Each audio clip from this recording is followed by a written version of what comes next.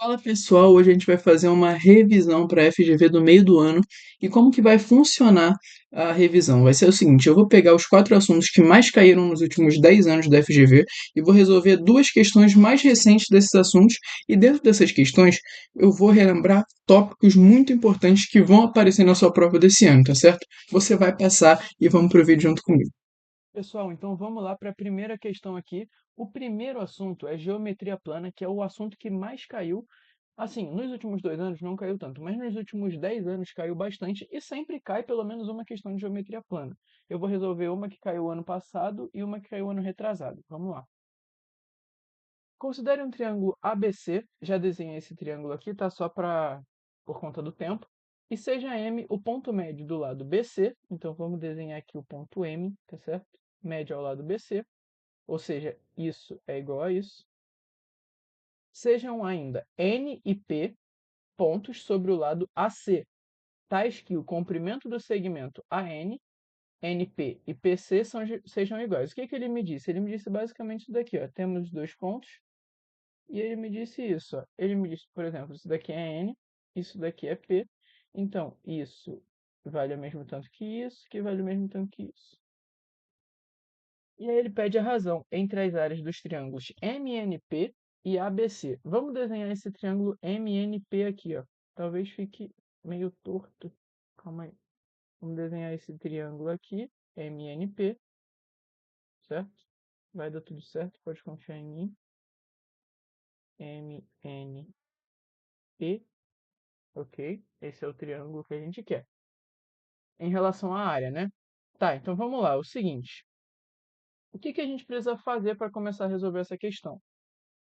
Eu preciso de um triângulo, de outro triângulo, dentro desse triângulo grande, que tenha um vértice em comum com o triângulo grande e outro vértice em comum com o triângulo pequeno para a gente conseguir comparar as proporções. E aí o triângulo que eu consegui enxergar aqui é esse daqui, ó, AMP, que é esse daqui, enxergaram, né? Perdão, não é esse não. É esse daqui, ó. É AMC, desculpa. Ó, esse triângulo aqui, ó. Oh, meu Deus. Como é que eu vou desenhar com a linha reta aqui? AMC. Por quê? Porque aí, olha aqui que legal, ó. Qual que é a área do triângulo AMC? Eu vou escrever assim, ó. Quando eu for sobre a área, eu vou escrever o nome do triângulo em colchete. Então, a área do triângulo AMC, isso daqui significa a área do triângulo AMC. Veja se até cego não vê que é a metade da área do triângulo ABC, que é o triângulo grande. Por quê? Porque ele tem metade da base, tá certo? A base dele é a metade da base do triângulo grande e a altura é a mesma. A altura dos dois triângulos é essa daqui, ó. A altura dos dois triângulos é essa, do vértice até a base. Ou seja, se a base é metade e a altura é a mesma, então a área tem que ser metade. Porque se a área é base vezes altura e a altura é a metade, então a área também tem que ser a metade. Então a área do AMC ela é igual a metade da área do ABC, tá certo? Ou seja, a área do ABC é igual a metade, a ABC é igual ao dobro da área do AMC. Agora, o que eu vou fazer? Eu vou tentar achar a área do triângulo pequeno, do MNP, em função do triângulo AMC também. Olha só, a gente sempre tem que olhar as alturas, a gente tem que pegar alturas em comum. A gente já achou a altura em comum do triângulo rosa com o triângulo azul. Agora a gente tem que achar uma área em comum do triângulo vermelho com o triângulo rosa. Olha essa altura aqui, ó, vértice até a base. Olha essa altura. Vocês concordam que é a mesma altura do triângulo rosa ou do triângulo vermelho? A gente achou a mesma altura. Agora preste atenção na base. A base do triângulo vermelho, a base do triângulo vermelho, ó, olha ela aqui, ó. Essa base aqui, ela é 1/3 da base do triângulo grande. Então, se a altura é igual e a base é 1/3 uma da outra, a gente sabe que a área vai ser 1/3. Então a gente vem e escreve assim, ó. No triângulo, vou escrever aqui embaixo.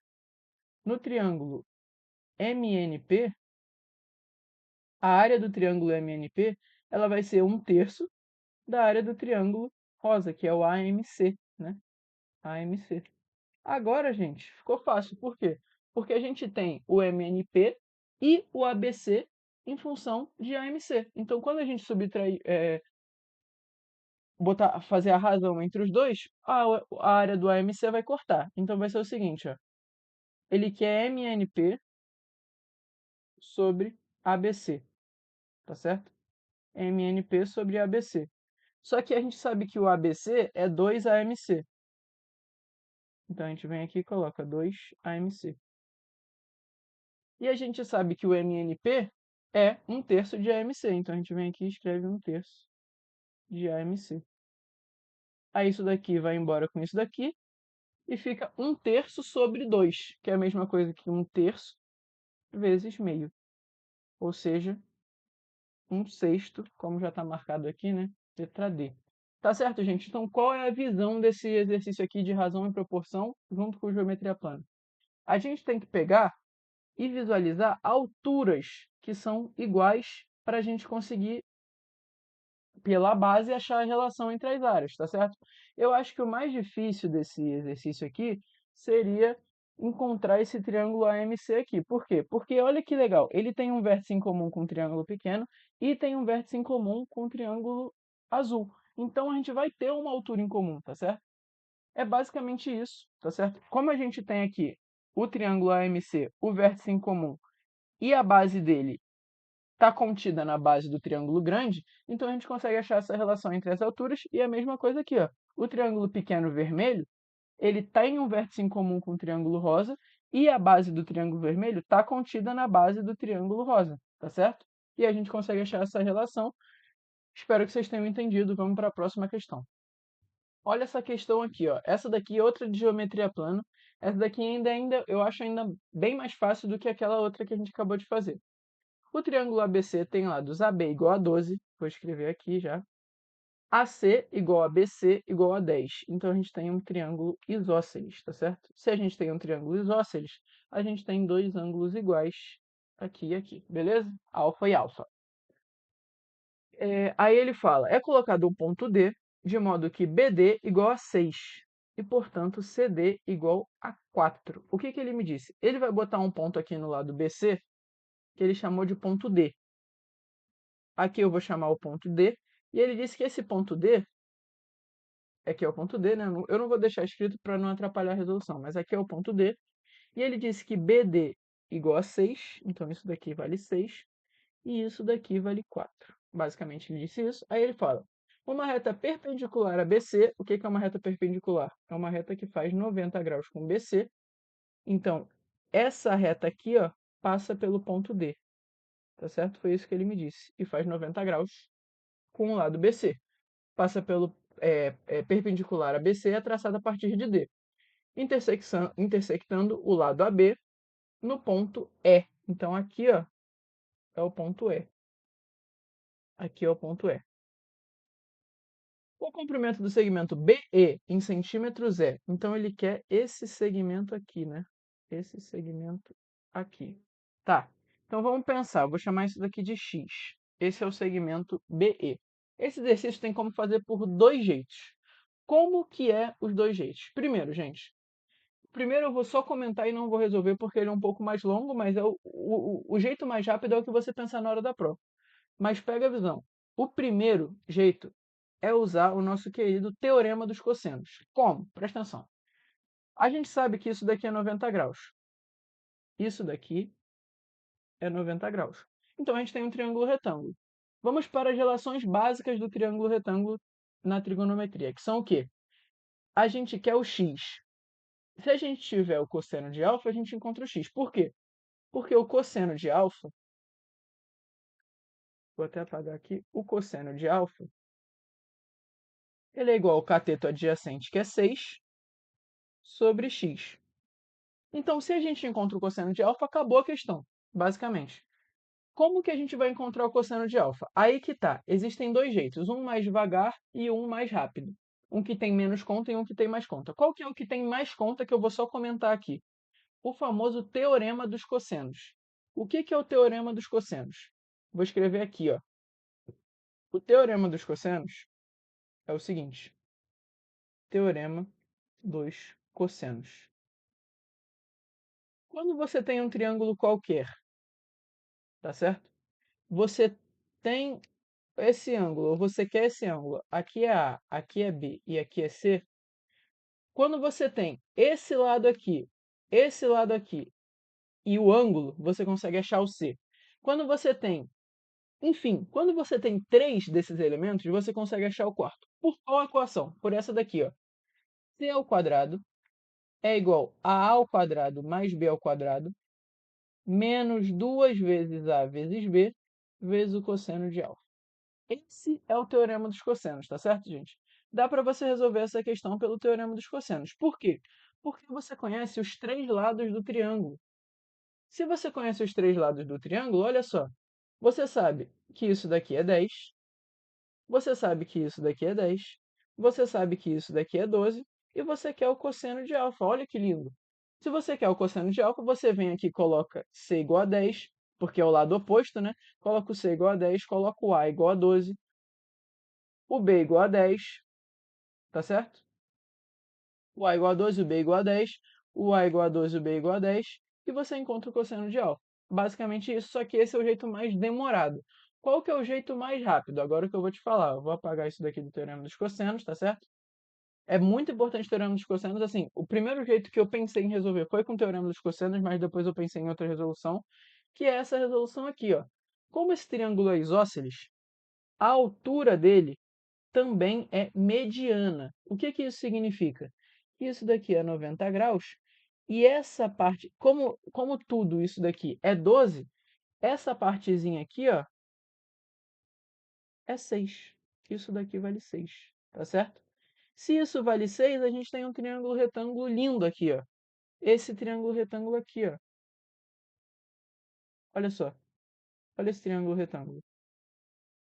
E a gente consegue achar o cosseno de alfa muito fácil com esse triângulo retângulo. Como? Olha só, temos alfa aqui, o cateto adjacente é 6, então vamos lá. O cosseno de alfa,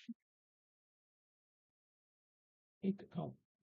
O cosseno de alfa é igual ao cateto adjacente, que é 6, sobre a hipotenusa, que é 10. Perfeito? Então, se a gente tem que o cosseno de alfa é 6 sobre 10, a gente vem e substitui aqui nessa equação. Vai ficar o seguinte, 6 sobre 10 é igual a 6 sobre x, portanto, x igual a 10. Resposta à letra D de dado. Tá certo, gente? Tenta aí dar uma relembrada. Presta atenção, vou repetir. A altura em triângulo isósceles também é mediana. Então, separou esse lado aqui, que valia 12, em 6 e 6, e eu achei o triângulo retângulo. A outra forma é por teorema dos cossenos. Dá um pouquinho mais de conta, mas também não dá muita conta. Fique tranquilo, dá para resolver suave, tá certo? Então, é isso. Dei essa relembrada em triângulo retângulo, dei essa relembrada em cosseno. Se fosse seno, cateto oposto sobre hipotenusa. Se fosse tangente, cateto oposto sobre cateto adjacente. Tá certo? Tranquilo. Essa questão aqui era bem mais fácil do que a outra, tá certo? A outra é um pouco mais chatinha. Mas foi isso, tá certo? Vamos para a próxima matéria, que é funções. Vamos lá. Vamos lá, então, gente.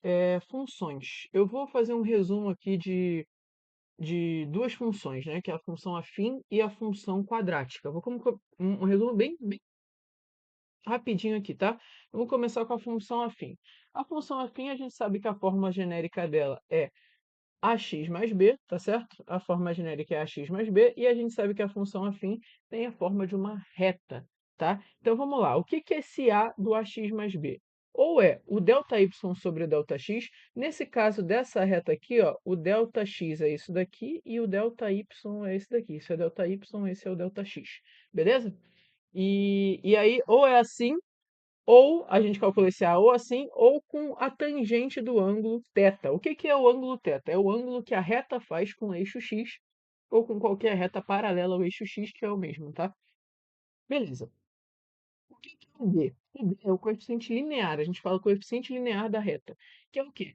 O x é zero, o y é igual a b. O que que significa? Significa que é o valor de quando a reta corta o eixo y. Nesse caso aqui, o b vai ser 5. tá certo? Beleza. Aí, vamos lá. Para a gente encontrar a equação da reta, basta 2 pontos ou um ponto e o coeficiente angular. Vamos achar, então, a equação dessa reta aqui, ó. Vamos achar a equação dessa reta aqui. A gente tem 2 pontos, que eu vou chamar de P0 e P, tá certo? A gente tem 2 pontos que eu vou chamar de P0 e P. P0 e P, tá certo? E aí eu vou substituir nessa fórmula aqui, que é o ioiô mixoxô, que é basicamente a fórmula que eu acabei de passar para vocês, né? A igual a y menos y0 sobre x menos x0, só que a gente passa isso aqui para o outro lado e chega no ioiô mixoxô, tá? Então, a gente substituindo, a gente substitui, acha o A, porque a gente tem 2 pontos, depois a gente vai e acha a equação. Então, vamos lá. Substituindo aqui, y menos y0, então y menos y0 está aqui, é igual a vezes x, tá certo? X menos o x0, beleza? E aí a gente chega aqui, 5 é igual a 3a, né? Porque 5 menos 0 é 5. E aqui a vezes 0 menos 3 é 3. Então a gente chega que o a é igual a 5 terços. Aí a gente já poderia acabar. Por quê? Porque se a gente sabe que o b é 5, como a gente viu lá, a gente já saberia que a reta é 5x sobre 3 mais 5. Só que eu vou fazer de um jeito como se a gente não soubesse ainda qual que é o b. E aí a gente vem e substitui de novo, só que dessa vez a gente usa um ponto e o coeficiente angular, como foi dito ali em cima. E aí fica o seguinte, né? Y menos o y0, que eu peguei esse ponto aqui, você poderia pegar dos dois, mas eu peguei desse, y menos y0 é igual ao a, que a gente já sabia, vezes x menos o x0 desse ponto aqui, beleza? Desculpa, viajei. Menos de x0 desse ponto e aqui é o y0, tá? y0, x0. Beleza. E aí a gente chega na equação que eu tinha dito, que é 5x sobre 3 mais 5. Esse daqui é o b e o a gente já sabia que é 5 terços. Beleza. Função afim tá aí. Agora vamos para a função quadrática. A função quadrática ela tem um pouquinho mais de macete, mas também tranquilinha de saber. Ó, primeira coisa, a gente sabe que a função quadrática é uma parábola. E qual que é a diferença entre essas duas parábolas aqui? A gente percebe que uma está felizinha, né? E uma está tristinha. Qual que é a diferença delas? Primeiro, a gente sabe que a forma genérica é ax quadrado mais bx mais c. Então, quando a parábola está feliz, quer dizer que o a, nesse caso essa parábola aqui é a x quadrado, né? Que é a base de todas as parábolas. Nesse caso aqui é o a positivo. Vocês percebem que o a aqui é igual a 1, tá certo? O a nesse caso aqui é igual a 1. Nesse caso aqui, o A é igual a menos 1, ou seja, o A é negativo. Então, se o A for positivo, a parábola vai estar sorrindo, a gente fala que a concavidade está para cima. Nesse caso aqui, a parábola está triste, a gente fala que a concavidade está para baixo. Beleza. A fórmula genérica eu já falei para vocês, que é ax quadrado mais bx mais c. E a forma fatorada, gente, isso daqui é ouro, tá? Muita gente não sabe disso e se mata para um monte de questão de, de função de segundo grau. A forma fatorada, se você sabe o A e duas raízes da sua função, você consegue escrever a função na forma fatorada, tá certo? O que são as raízes da função? A raiz da função é o seguinte: imagine essa função que eu vou escrever aqui, ó, f de x é igual a x ao quadrado mais 4x mais 5, por exemplo. O que são as raízes dessa função? As raízes dessa função é o seguinte: quando a gente iguala essa função a zero, a gente chega em uma equação de segundo grau. Resolvendo essa equação de segundo grau, a gente encontra duas raízes, uma raiz ou nenhuma raiz, que são as raízes da função, tá certo? E as raízes da função são basicamente onde a função corta o eixo x, beleza? Basicamente isso. Agora, gente, para vocês entenderem melhor, olha só. Olha só. O que são as raízes, então, geometricamente, que eu estava falando aqui para vocês?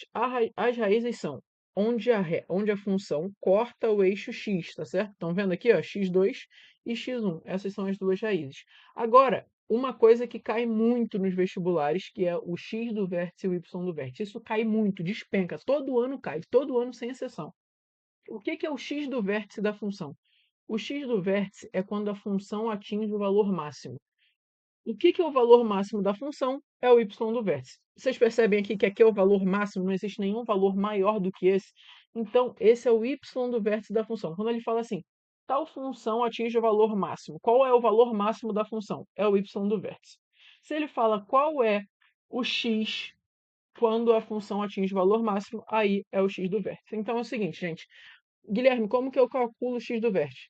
Vértice, simples, existe uma fórmula. Essa fórmula dá para ser demonstrada por derivada, mas eu não vou entrar nesse assunto aqui. Então vamos lá, o x do vértice é igual a menos b sobre 2a. Você pega o b da sua função, pega o a da sua função, substitui e está aí o seu x do vértice. O y do vértice, gente, muita gente cisma em usar essa fórmula aqui muitas vezes. Só que a maioria das vezes é muito mais fácil você calcular o x do vértice e fazer o f do x do vértice. Inclusive é daí que vem essa fórmula, tá certo?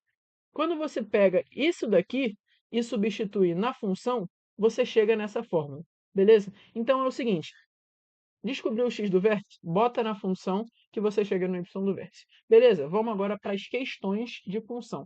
Uma questão é de função afim muito tranquilinha, e a outra questão é de função trigonométrica, que eu também vou dar uns toques lá sobre função trigonométrica na hora do vídeo, né, da resolução. Então vamos lá. Então, gente, a primeira questão aqui, essa questão aqui, ela é só para ter certeza que você está vivo ainda fazendo a prova. Só para ter certeza, é por questão de saúde essa daqui. A FGV colocou essa questão só para você, para ter certeza que você ainda está lá. Presta atenção. No mercado do produto X, no mercado do produto X, a quantidade ofertada Q, underline oferta, muito ruim essa nomenclatura, né? Em milhares de unidades do produto é uma função do preço P. Então, basicamente, ele disse isso aqui. Q de P, tá? Bem mais fácil. Em função do preço P em reais pelo que ele é vendido para quantidades usuais nesse mercado, a relação é dada por. Então, Q de P, ou seja, a quantidade ofertada é menos 200 mais 3P, tá certo? Então, se o preço for tanto, você vai ter uma quantidade tanto. Se a quantidade for tanto, você vai ter um preço tanto, e é assim que funciona uma função.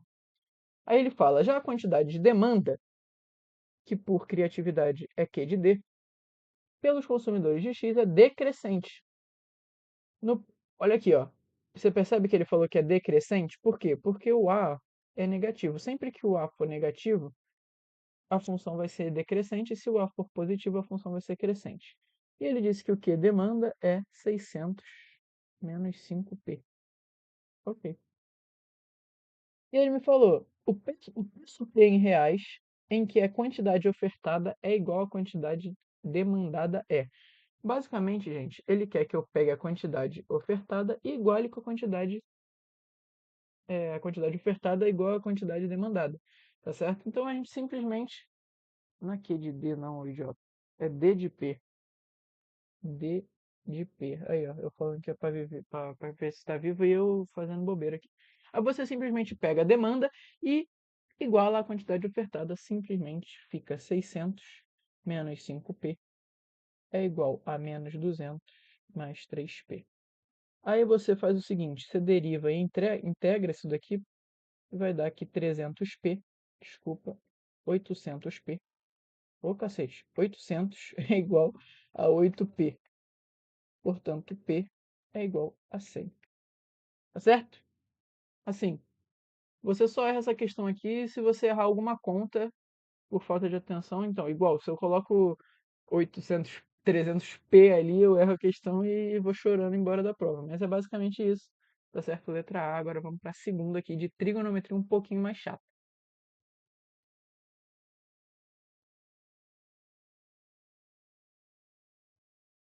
Ó, vamos lá. O gerente de um supermercado observou que o preço por quilo de uma fruta sazonal segue ciclos anuais. Os dados mostram que o preço máximo, opa, isso daqui é importante, em função trigonométrica, as que mais aparecem são funções trigonométricas e funções quadráticas, aparece muito essa questão de máximo e mínimo. Mas na função trigonométrica é clássico. Por quê? Preço máximo é igual a R$ 15. Desculpa, os dados mostram que o preço máximo de reais em janeiro e mínimo em julho. Tá certo? Aqui ele já deu, mas dá para você encontrar isso sem ele ter dado os meses, tá? Vamos continuar. O modelo P de T igual a A vezes cosseno de 2πt sobre 12 mais B, onde T é um mês, onde o T é um mês, sendo T igual a zero para janeiro. Então ele já disse aqui que o P de zero é igual a 15 e o P de 6 é igual a 5. Ele já me disse isso. Não precisava, mas ele já me disse isso. Foi ajustado para os dados. Com as coordenadas, com as constantes A e B do modelo ajustado, o preço do quilograma da fruta no mês de março é. Então, gente, cuidado que isso erra, tá? Cuidado que isso é pegadinha. Você vai pensar assim, o março é o mês 3, então é o P de 3. Nananina, não. O março, se o janeiro é 0, o março não vai ser 3, o março vai ser 2, tá certo? Então, o que que ele quer aqui? Ele quer o P de 2. Basicamente, ele quer o P de 2. Só que por que que eu disse que ele não precisava me dar isso? Porque, gente, presta atenção. Presta atenção nessa função aqui, ó. Eu vou até dar uma simplificada, ó. Cosseno de 2. Eu vou escrever aqui π sobre 6. Eu vou simplificar esse 2 com esse 12. É π sobre 6 não, né? πt sobre 6. πt sobre 6 mais b. O que que é o valor máximo dessa função cosseno? O valor máximo de um cosseno é 1. E o valor mínimo é menos 1. A imagem da função cosseno é 1 menos 1, 1 menos 1, 1 menos 1, tá certo? Não se esqueça disso. O máximo é 1 e o mínimo é menos 1. O cosseno de algo, no máximo, vai dar 1 e no mínimo vai dar menos 1. Então, gente, qual que é o valor máximo de uma função cosseno? É quando, quando esse cosseno aqui der 1. Só que aí você tem que lembrar da bola, né? Isso caso apareça uma questão mais difícil que essa, porque essa já deu fácil aqui, você consegue achar rápido, tá? O que que é o valor máximo? É quando o cosseno de πt sobre 6 é igual a 1.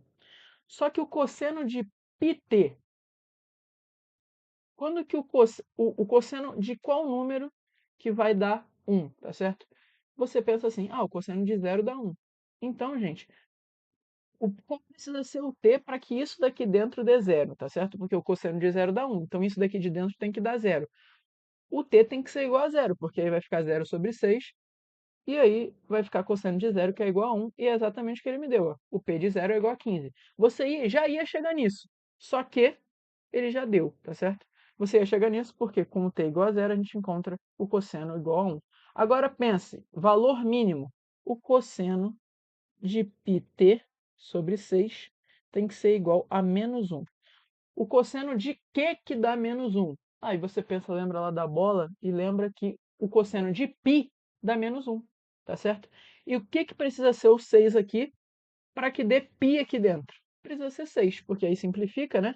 Com o t igual a 6, a gente tem o cosseno de π 6 sobre 6, isso é igual a menos 1. Por quê? Isso daqui vai dar cosseno de π, que é menos 1, tá certo?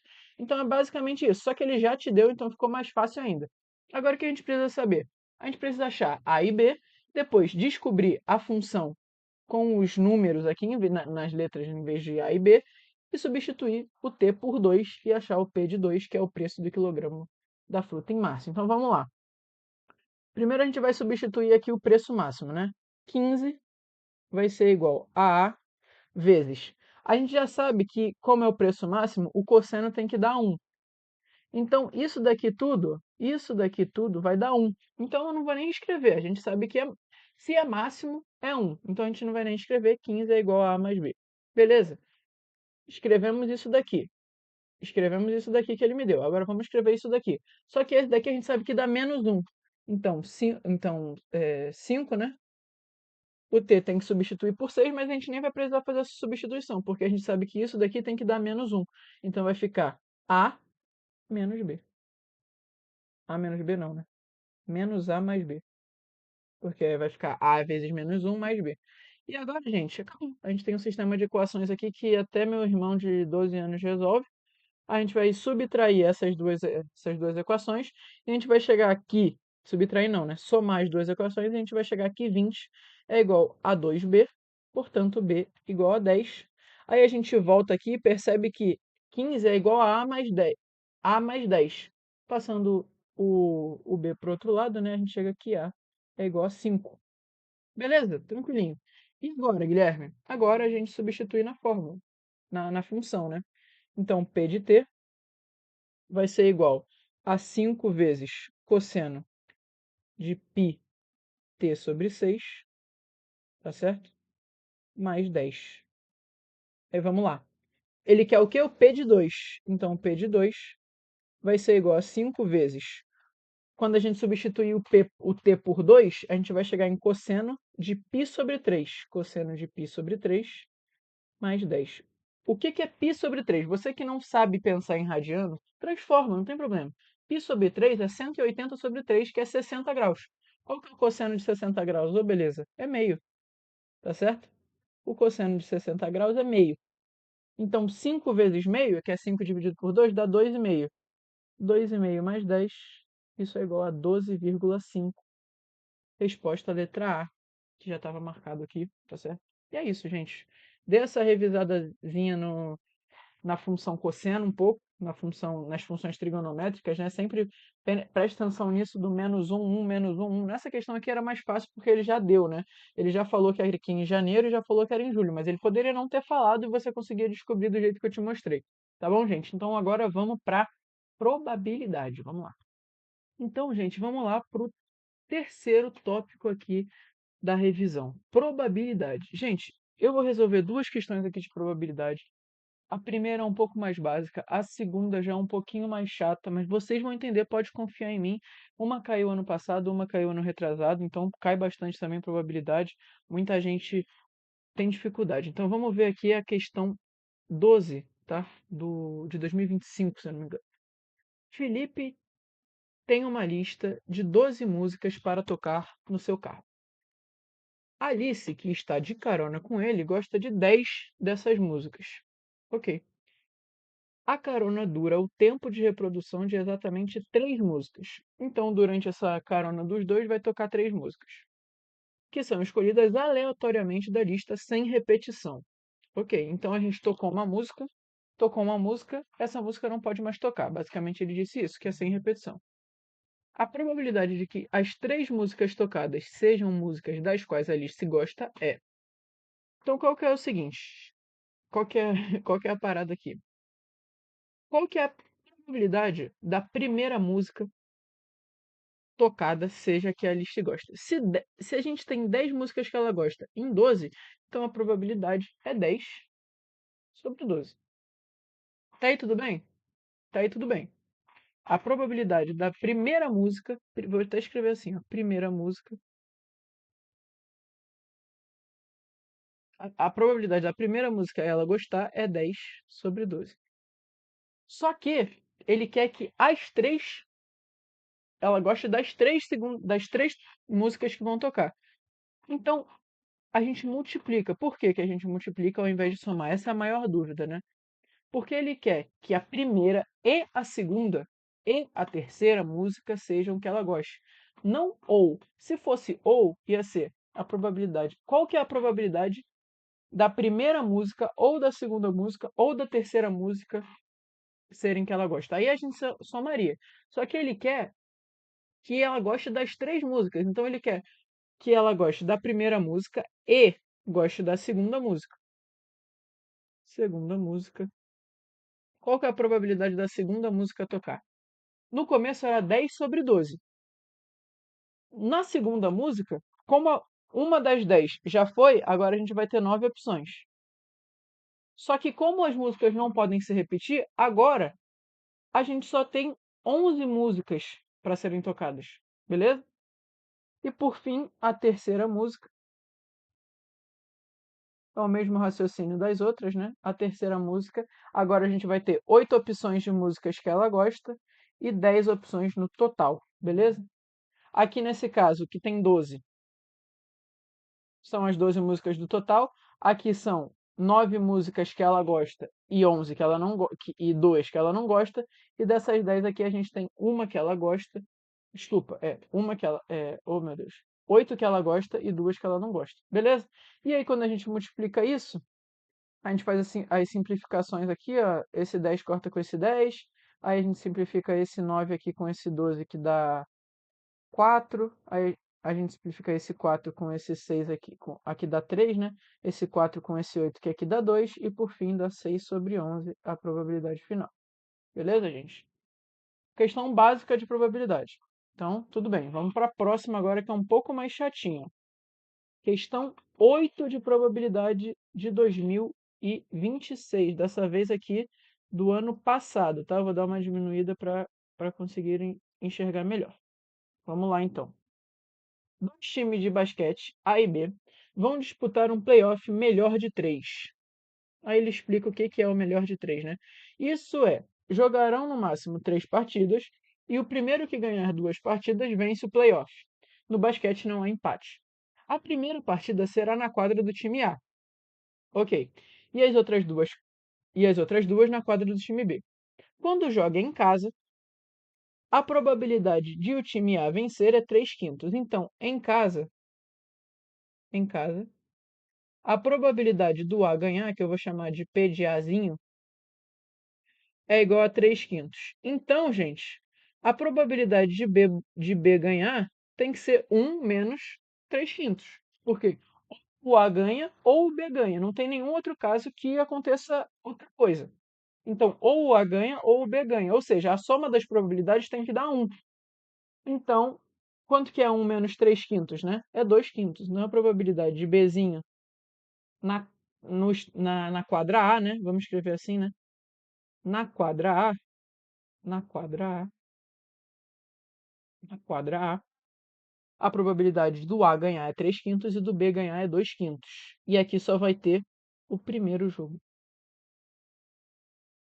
Ok. Agora vamos para. Ele falou aqui, né? O primeiro jogo será na quadra do time A e as outras duas no time B. Então a gente vem aqui na quadra B. Quadra B. Segundo e terceiro jogo. Tá? Quais que são as probabilidades? Ele me falou aqui. A probabilidade, quando joga na casa do adversário, ou seja, na quadra B, a probabilidade do time A vencer é 1/3. Então a probabilidade de Azinho, vou chamar de Azinho linha, né? É 1/3. E, consequentemente, o mesmo pensamento da outra, a probabilidade de B vencer vai ser 2/3, né? Que é o que falta para dar 1. Beleza. Até aí tudo bem. Temos isso daqui, ok? E aí vamos para a pergunta realmente, que é o que interessa. A- Aí ele me fala: os resultados das partidas são independentes. Ok, obrigado. A probabilidade do time A ganhar o payoff é. Então vamos lá, gente. Quando você tem uma MD3, quais são os três casos possíveis de um time ganhar? Ou esse time ganha de 2/0, ou seja, ganha os dois primeiros jogos e acaba. Ou esse time perde o primeiro e ganha os dois últimos jogos, e aí fica 2/1. Ou esse time ganha o primeiro, perde o do meio e ganha o segundo, e ganha o terceiro. Tá certo? Então vamos separar em três casos, porque a única coisa que pode acontecer é esses três casos que eu falei. Ou o time A ganha de 2/0, ou o time A ganha de 2/1, ganhando os dois últimos jogos, ou o time A também ganha de 2/1, só que ele ganha o primeiro, perde o segundo e ganha o terceiro. Beleza? Então vamos escrever assim, ó. Caso 1, caso 1. Qual que é o caso 1? O time A ganha, vencer, vou escrever assim, vencer as duas primeiras. Eu não vou escrever partidas, mas é vencer as duas primeiras. Qual a probabilidade do time A vencer as duas primeiras partidas? A primeira partida vai ser na quadra A.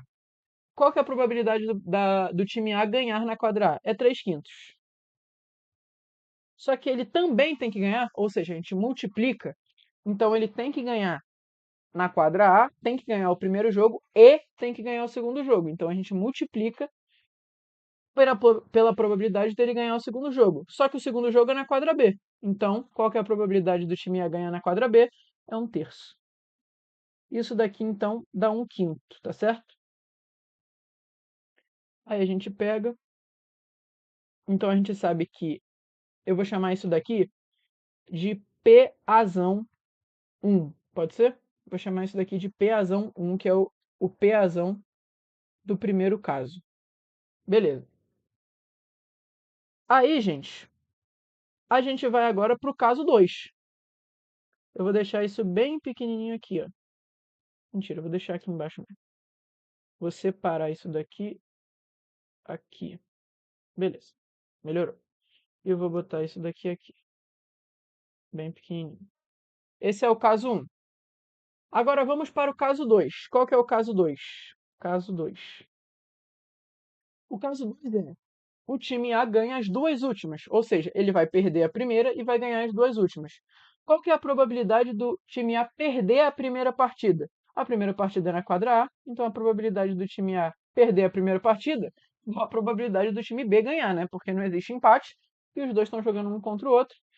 Então a probabilidade do time A perder a primeira partida, eu vou chamar isso daqui de P de A2, vai ser igual a 2 quintos. O time A perdeu a primeira partida e agora o time A tem que ganhar as duas últimas partidas. Qual que é a probabilidade do time A ganhar a segunda e a terceira partida? Se a probabilidade dele ganhar na quadra B é 1/3, e as duas últimas vão ser na quadra B, então é 1/3 e 1/3. Aqui ele perde a primeira, ganha a segunda e ganha a terceira, e a gente multiplica os três casos. Então isso daqui vai dar quanto? 2/45. Beleza. Tranquilete. Caso 2, tranquilete, tranquilete, tranquilete. Beleza? Tranquilinho. Agora vamos para o caso 3 aqui. Eita porra. Vamos para o caso 3 agora. Caso 3 e último, né? Caso 3 e último é: o time A ganha a primeira, ou seja, vocês já estão calejados, já sabem que é 3 quintos, então P de A3. O time A ganha a primeira e perde a segunda, ou seja, a probabilidade do time A perder a segunda é 2/3. E a probabilidade do time A ganhar a última é 1/3. E por fim, a gente chega aqui, P de A3 é 6/45. Você pode simplificar, mas eu prefiro não simplificar agora. Tá certo? Chegamos aqui no caso 3 também. Então, gente, vamos lá. A gente tem o caso 1, o caso 2 e o caso 3. Eu vou escrever aqui agora o seguinte. O P de A1 é 1 quinto. O P de A2 é 2/45. E o P de A3 é 6/45. Beleza? E aí, ele quer saber qual que é a probabilidade do time A ganhar o playoff. Como que ele ganha o playoff? Agora presta atenção. O time A tem que ou ganhar as duas primeiras, ou ganhar as duas últimas, ou ganhar a primeira e a última. Agora sim você vai somar. Então você vai fazer o quê? Você vai somar P de A1, que é o caso 1, ou ocorre o caso 1, ou ocorre o caso 2, ou ocorre o caso 3. Como que isso vai ficar com os números que a gente já tem, né? Vai ficar 1 quinto mais 2/45 mais 6/45. Quando a gente... Vou multiplicar por 9 aqui nessa equação em cima, nessa fração em cima e embaixo, vai ficar 9/45, aí assim a gente consegue somar. Beleza? E aí 9 mais 2 é 11, mais 6, 17/45. É a probabilidade do time A ganhar. Letra A, tá certo? Probabilidade, gente, é isso. Se você precisar que as coisas aconteçam ao mesmo tempo, ou seja, isso precisa acontecer e isso consiga acontecer, e isso precisa acontecer e isso precisa acontecer, aí você multiplica. Se você precisa que alguma das coisas aconteça, ou seja, isso ou isso ou isso, aí você soma, tá certo? Tranquilinho. Espero que vocês tenham entendido. Agora vamos para o último, que eu acho que é o que dá mais medo, que é probabilidade matemática financeira. Vamos lá. Matemática financeira, juros simples e juros compostos. Primeira coisa, eu vou escrever a fórmula aqui. Juros simples primeiro. O montante, que é o valor final, é igual o inicial vezes 1 mais a taxa vezes o número de tempo, de parcela, de meses, de anos, de dias, independente. Independente não, né? Depende de qual é a taxa. Eu vou deixar ela aqui, né? E os juros compostos, que é o que a gente vai usar para resolver isso daqui. O montante é igual ao capital inicial vezes 1 mais i elevado a n. Simples, tá certo? Decorou? Vou apagar então para resolver essa questão aqui. Vamos resolver ela tranquilinha. Essa primeira aqui é tranquila. A segunda eu acho que foi feito pelo próprio diabo, mas a gente vai tentar resolver junto para ver se entende alguma coisa.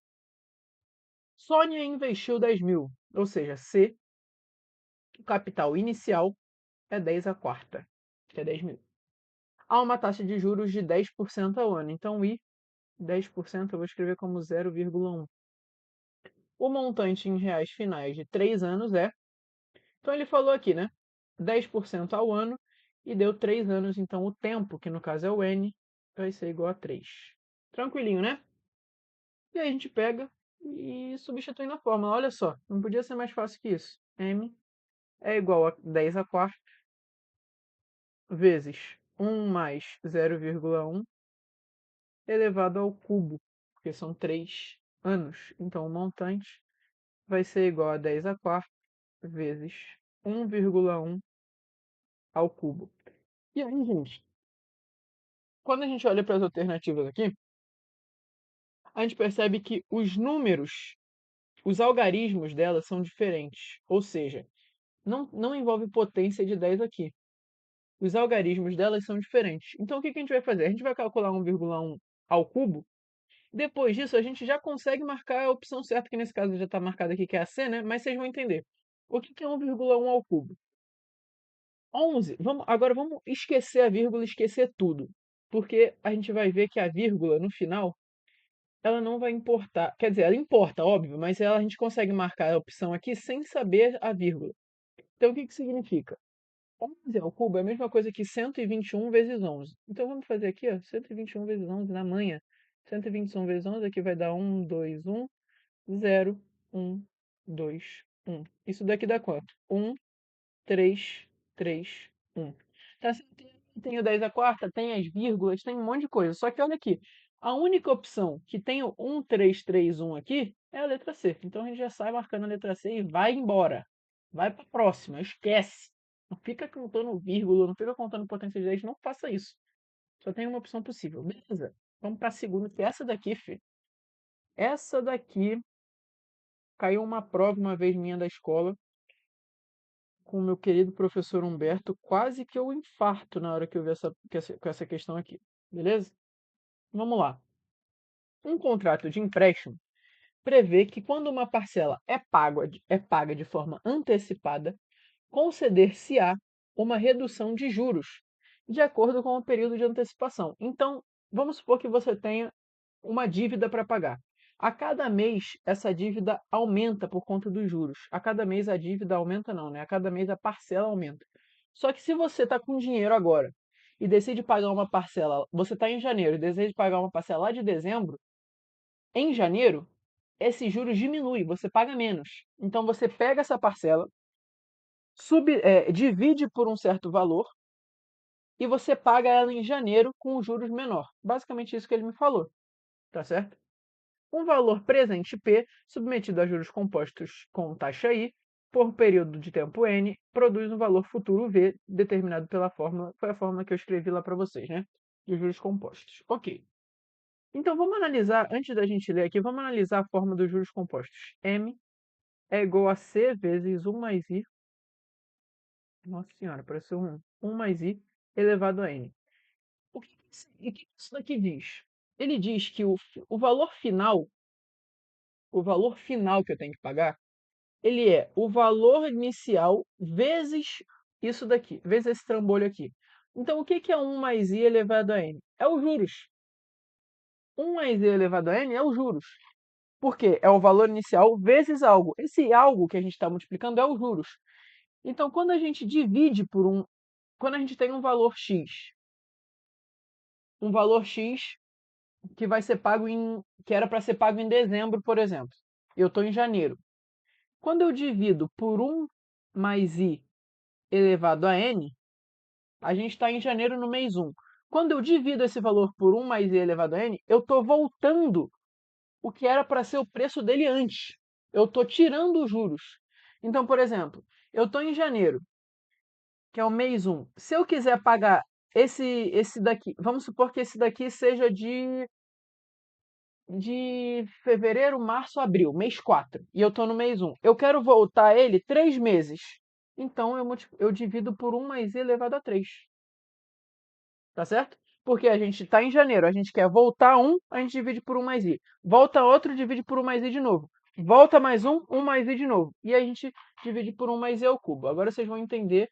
Assim, eu sei que é complicado, mas vamos tentar ver a questão e ver se vocês entendem. Ó, é o seguinte. Em um contrato de empréstimo com 60 parcelas fixas mensais, ele tem que pagar 60 parcelas de R$ 820. Aí você pensa, ué, mas cadê os juros? Calma, o juros está aí.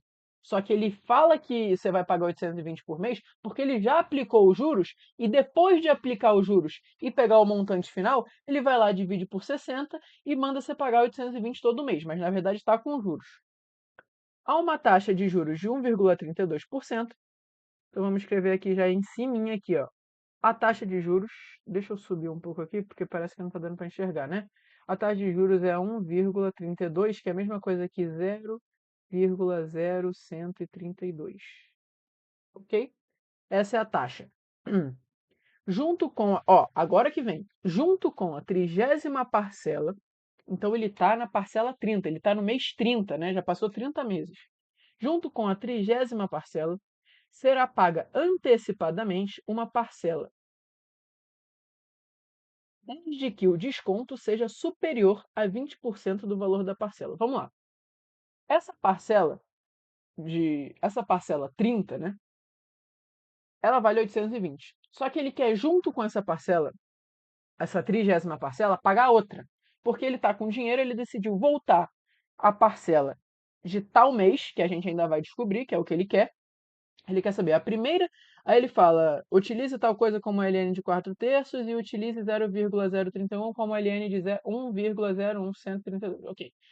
Aí ele quer saber a primeira das parcelas que poderá ser antecipada junto. Então ele quer exatamente a parcela que satisfaz a condição que ele deu. Que é o quê? Ele fala, em um contrato de empréstimo, 820, ok. Aí ele fala, junto com a 30ª parcela, será pago antecipadamente desde que o desconto seja superior, a 20% do valor da parcela. O que é o desconto? O desconto é o valor da parcela menos o valor. Isso daqui é o valor da parcela, certo? 820. O desconto é isso menos o valor que vai ser descontado. Tá certo? Pensa.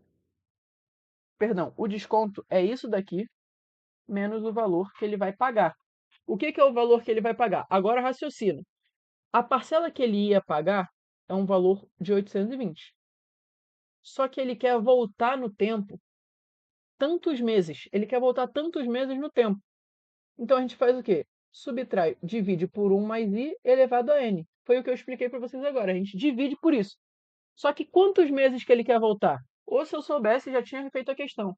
É isso que a gente quer. A gente quer saber quantos meses ele vai voltar no tempo para pagar essa parcela. Só que ele disse que o desconto tem que ser maior ou igual a 20%, 25%, 25% da parcela. A parcela normalmente valeria quanto?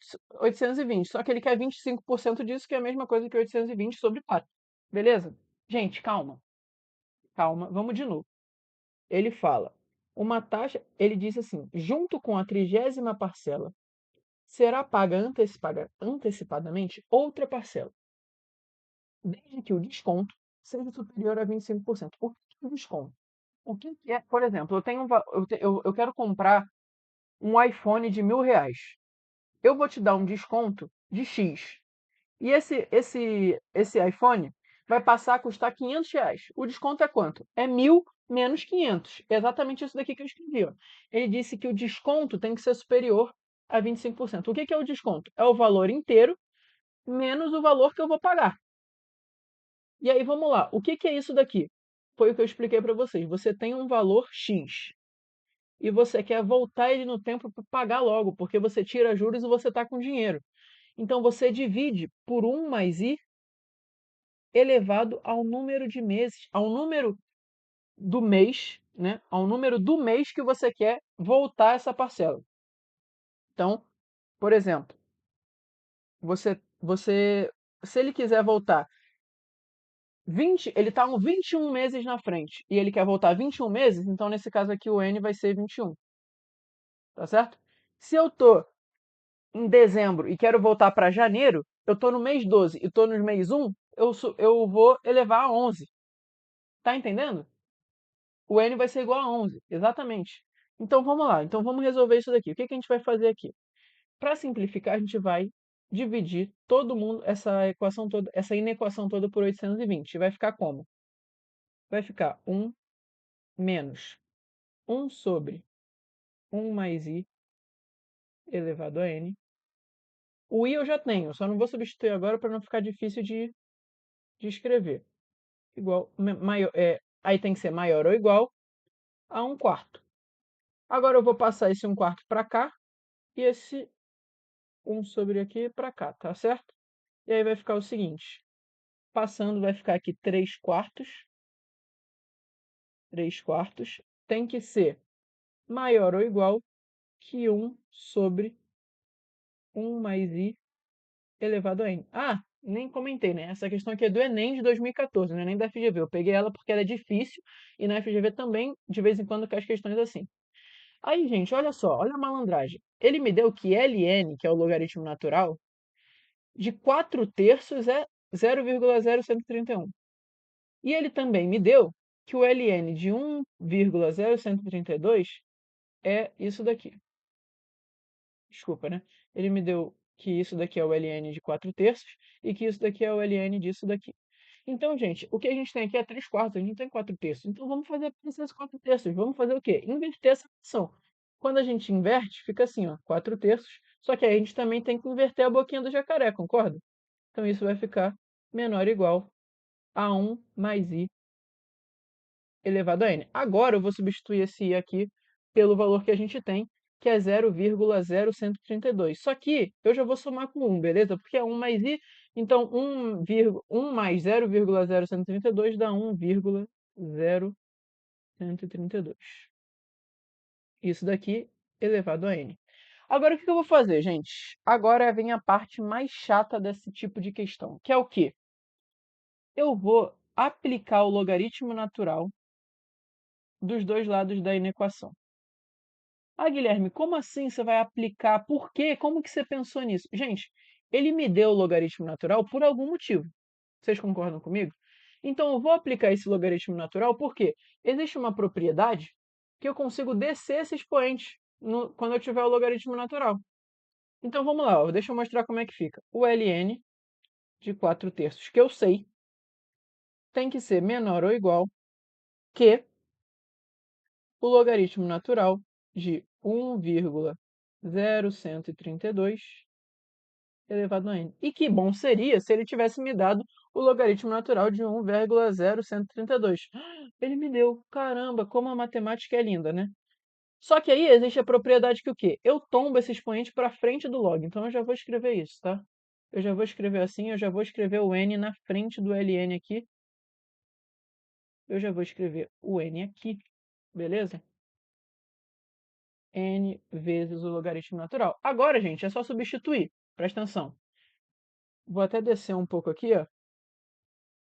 O que é o ln de 4 terços? Ele me deu aqui que é 0,2877.